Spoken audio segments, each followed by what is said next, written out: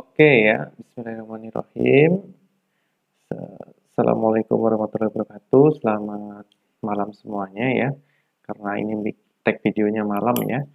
Oke, jadi kakak ingin membahas beberapa soal, sekitar 4 soal ya. Semoga bisa membantu karena ini soalnya cukup banyak ditanyakan ya melalui PC. Jadi kakak berpikir kalau dibahas melalui video ini tidak hanya satu orang yang bisa menyaksikan, tapi ada banyak orang. Sehingga bisa lebih mudah untuk dipahami gitu ya. Oke, kita langsung saja soal yang pertama ya. Kita akan bahas. Ini kalau kita lihat adalah nisbah ya. Jadi nisbah itu kan sebetulnya adalah sebuah perbandingan. Ya kan? Nisbah itu kan perbandingan. Nah, perhatikan di sini. Karena di sini kan kalau kita baca soalnya, nisbah massa atom O dalam dua senyawa terhadap massa tertentu N. Artinya apa?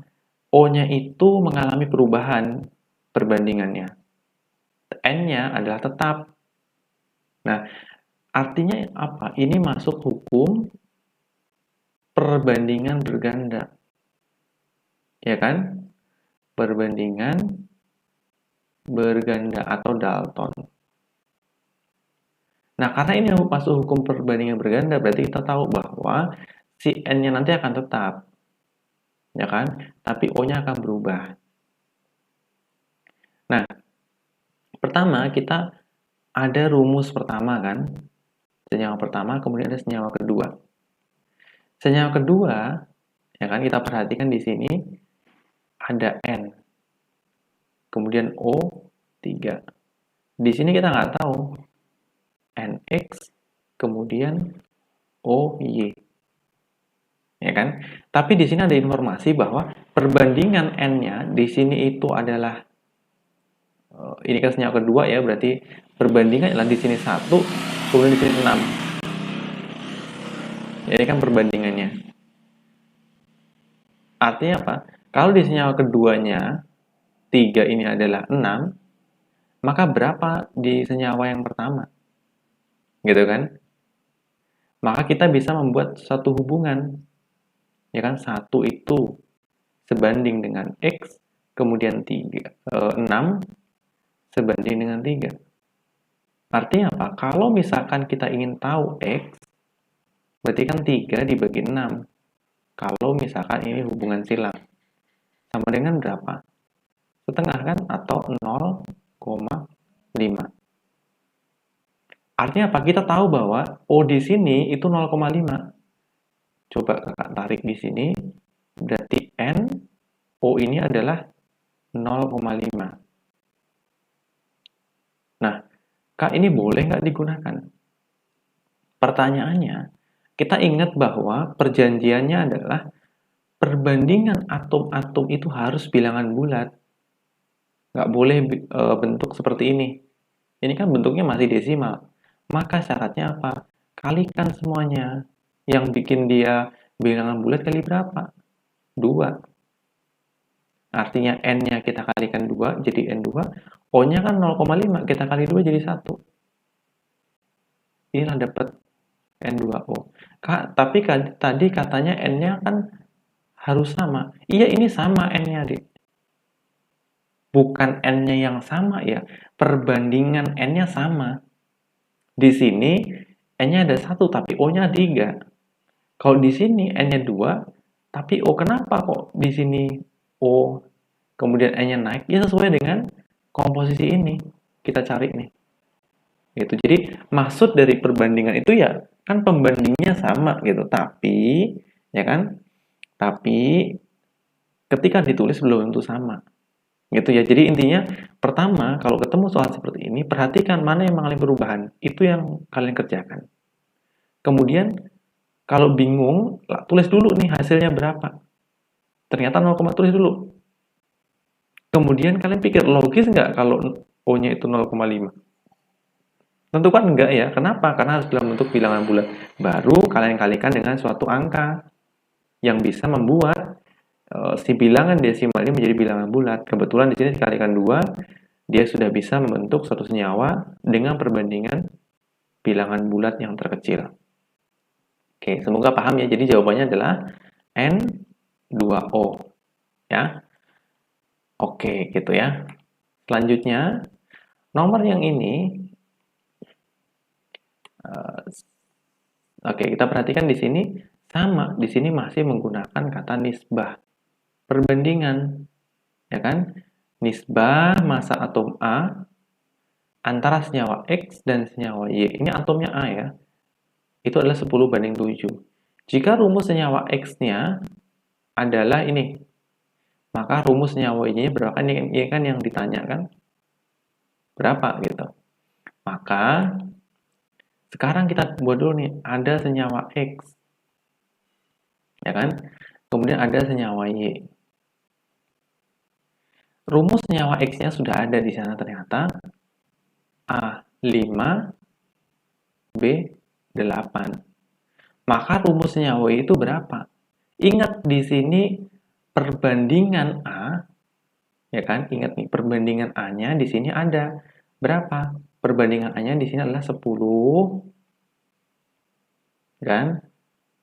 Kemudian di sini 7. Ada perbandingan 10 banding 7, tapi itulah perbandingan A. Sama kayak tadi caranya. 5 itu dia ternyata sama dengan 10. Ya kan? Nah, artinya apa? Kalau di sini adalah 7, berapa yang di sini? Ya udah kalikan silang. Ya kan? Ntar ini kakak pindah kejauhan kayaknya kalau di bawah ya. Oke, sebentar. Kakak hapus dulu. Artinya kalau di sini 7, berapa yang di sini? Kan dia X. Maka X itu sama dengan apa? 7 kali 5 kan 35. Kamu bagi 10 sama dengan 3,5. Inilah X-nya. Artinya apa? Di sini A 3,5, B-nya tetap 8. Kan B-nya nggak berubah kan? Tetap. Nah, pertanyaannya, boleh nggak ini ditulis? Nggak boleh. Kenapa? Ini masih dalam bentuk desimal. Ini yang bikin nggak boleh. Maka, bagaimana supaya dia jadi bilangan bulat?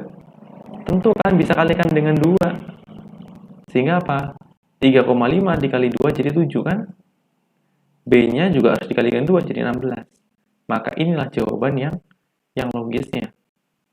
Ya, jadi A 7, B 16. Semoga dipahami ya. Ini hampir sama konsepnya dengan soal sebelumnya. Kemudian yang ini berikut nih. Ini juga masih ini ya, masih banyak yang ragu. Ingat deh, kalau suatu senyawa begini ya, ada unsur X, ya kan? Ini ada tanda plus. Ini artinya bukan nambah ya, ini artinya dibuang.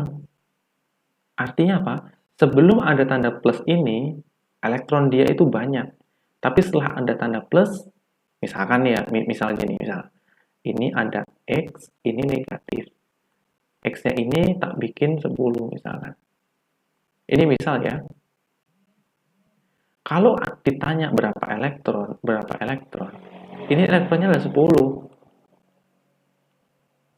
Nah, ini beda nih. Elektronnya itu jadi 11. Jadi kalau negatif dia nambah. Kalau di sini, ini jadi 9. Ingat nih, perhatikan nih. Ya, ini dalam keadaan netral, keduanya ini dalam keadaan bermuatan. Nih, perhatikan. Jadi, tanda negatif ini maksudnya adalah menambahkan. Sekarang pertanyaannya, konfigurasi elektron ion ini itu merupakan konfigurasi dari L3+. Artinya apa? Ini konfigurasi dari ion atau dari atom yang bermuatan. Tadi ingat di sini, kalau plus itu artinya dia sudah dikurangi. Artinya apa? Ini konfigurasi ketika elektron sudah dibuang 3. Bukan ditambah 3. Kalau misalkan kita ditanya dalam bentuk atomnya, dalam bentuk L saja tanpa ada muatan, artinya apa? Kalian harus menambahkan 3. Kenapa kan ditambahkan? Lah ini kan sudah dibuang. Gitu ya. Jadi kenapa ditambahkan 3? Karena ini sudah kamu buang nih. Plus 3 ini harus dibuang. Ini konfigurasi setelah elektronnya dibuang 3. Artinya apa? Di sini harusnya ada, ya kan, 4s2. Ini tuh bukan 3d3 ya, harusnya 3d4. Ya kan? Harusnya begitu. Tapi setelah ada 3 plus, dibuang nih, hilang. Ini juga kehilangan 1. Maka dia keluar. Nah, artinya apa? Kalau dia cuma L saja, maka konfigurasinya ya 1s2, 2s2, kemudian 2p6, ya 3s2, 3p6, harusnya ini 4s2, kemudian lanjut 3d kan gitu ya, 3d4. Harusnya kan begini. Karena ini kan 3 nih, 3 kan harus ditambah 3 tuh. Ini ada 2 elektron tambah 3 tambah 4. Harusnya kan ini konfigurasinya kan? Ya. Nah, harusnya konfigurasinya seperti ini. Tapi di dalam penulisan yang benar, D ini orbital, ini kan namanya orbital, ini orbital S, orbital P, orbital D. D ini harus dalam bentuk sempurna atau setengah sempurna supaya dia stabil. Jadi kalau orbital D itu, ya orbital D itu dia punya 5 kamar. 1, 2, 3, 4, 5. Ini dia, ini negatif 2, negatif 1, 0, 1, 2. Ini positif. Ya, ini kamarnya. Dia akan stabil apabila setengah terisi, maksudnya begini, ada 5 elektron atau penuh semuanya 10 elektron. Artinya kalau dia ada 4 elektron, kalian harus genapkan, ya, genapkan dia menjadi 5 elektron. Nah, Kak, sekarang yang diambil, ini kan ada 4 nih, kurang 1. Yang diambil yang mana, Kak? Apakah yang 3p atau yang 4s? Logikanya, ini ada inti, ya, begini ya. Nah, ini ada inti, kemudian ada orbital ya. Maka semakin jauh, ini kan ada 1 ya, ada 1, 2, 3 kan? Tambah 1 lagi jadi 4 gitu kan. Artinya apa? Lebih mudah mana mengambil yang di 3 atau mengambil yang di 4? Sementara dia itu kan ada S, P, D. Mudah yang mana? F kan? Mudah mengambil yang di 4-nya. Kalau dia mengambil yang di 3, itu dia butuh energi yang besar. Kenapa? Karena 3 lebih dekat ke inti, sehingga apa? Tarikannya lebih kuat. Makanya dia mengambil elektron di 4. Nah, maka elektron yang di sini ini, yang awalnya 2, ya, yang awalnya 2 ini, dia akan ambil 1, pindah ke sini. Plus 1. Maka yang di sini nanti ya, itu bukan 4s2. Jadinya nanti konfigurasinya adalah 4s1, 3d5.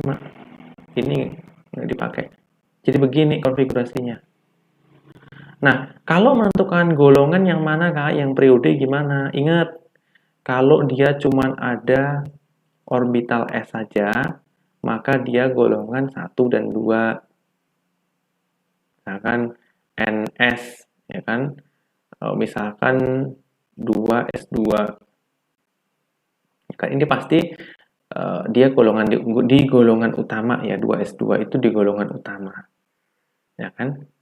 Tapi kalau misalkan ya kan golongan utama. Tapi kalau misalkan ada orbital D, ingat tuh, ada orbital D, itu kemungkinan dia adalah golongan transisi. Kemungkinan loh ya, kemungkinan dia di golongan transisi. Makanya di sini karena dia ada orbital D, SD ya, maka dia ada di golongan transisi. Ya kan? Kalau menentukan periodenya, lihat nih, ini sama ini gedean yang mana. Kalau gedean yang 4, ya berarti dia periode keempat. Golongannya berapa? Jumlah elektronnya 5 tambah 1, 6. Berarti periode keempat, ya, periode keempat, golongannya ke 6. 6 atau B, karena dia ada orbital D, ya berarti B. Nah, periode 4 golongan 6B. Sekarang, jumlah elektron berapa? Ya ini kalau netral, jumlahkan semua elektronnya. 2 tambah 2, 4. 4 tambah 6, 10. 10 tambah 2, 12. Tambah 6, 18. 18 ditambah 1, 19. 19 tambah 5 berapa? 19 tambah 5, 24. Maka jumlah elektronnya, ya, di atom L ini elektronnya sama dengan 24. Karena dia netral, elektron sama dengan proton. Proton sama dengan elektron sama dengan 24. Ingat ya, kalau netral, kalau nggak netral ya nggak boleh. Neutron itu, ya, nomor massa dikurang dengan nomor atom. 52 dikurang 24. Nah, berapa tuh 52 dikurang 24? Ya, kan berarti 12 dikurang 4 berapa? 8 kan? Ya enggak? 8. Ini jadi 2 kurang 2. 2 kurang 2. Ini berarti kan tinggal 4 atau 4 dikurang 2 piro? 2 kan? Oh iya. 28. Jadi N-nya adalah 28. Itu ya. Harusnya bisa ya. Oke. Gitu.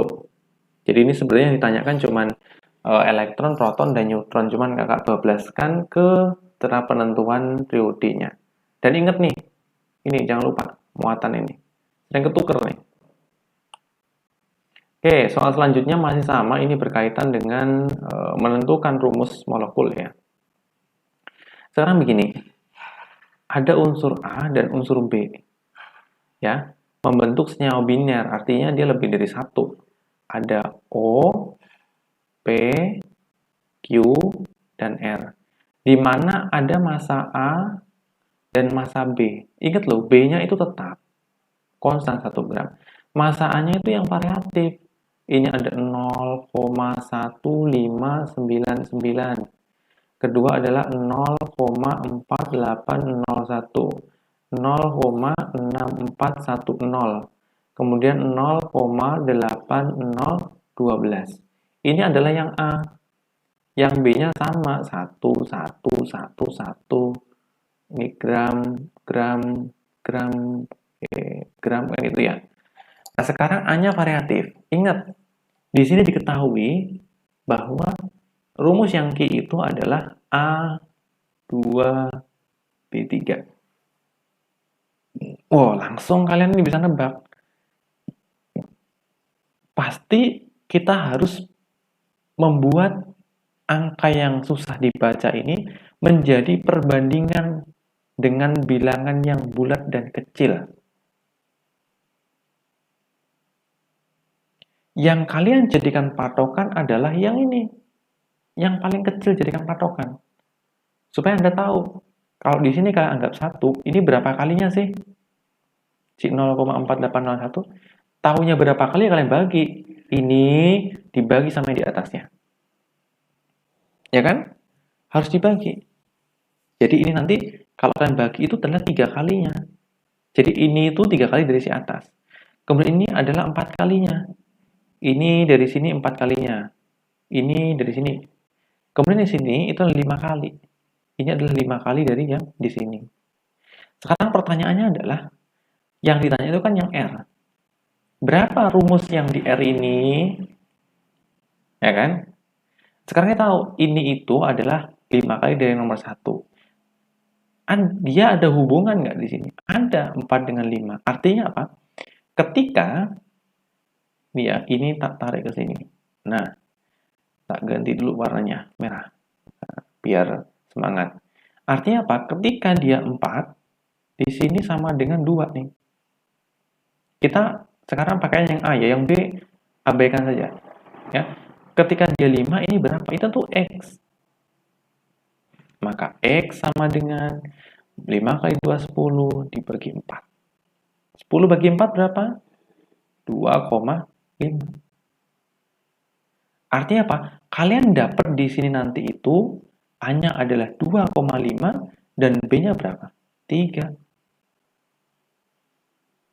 B-nya tidak berubah. Pertanyaan, logiskah perbandingan ini? Atau logiskah rumus senyawa ini? Tentu tidak logis. Kenapa, Kak? Ini loh. Coba kamu pelorotin ini. Berapa ini? 2,5. 2,5 itu bilangan apa? Desimal. maka nggak boleh ada desimal di sini.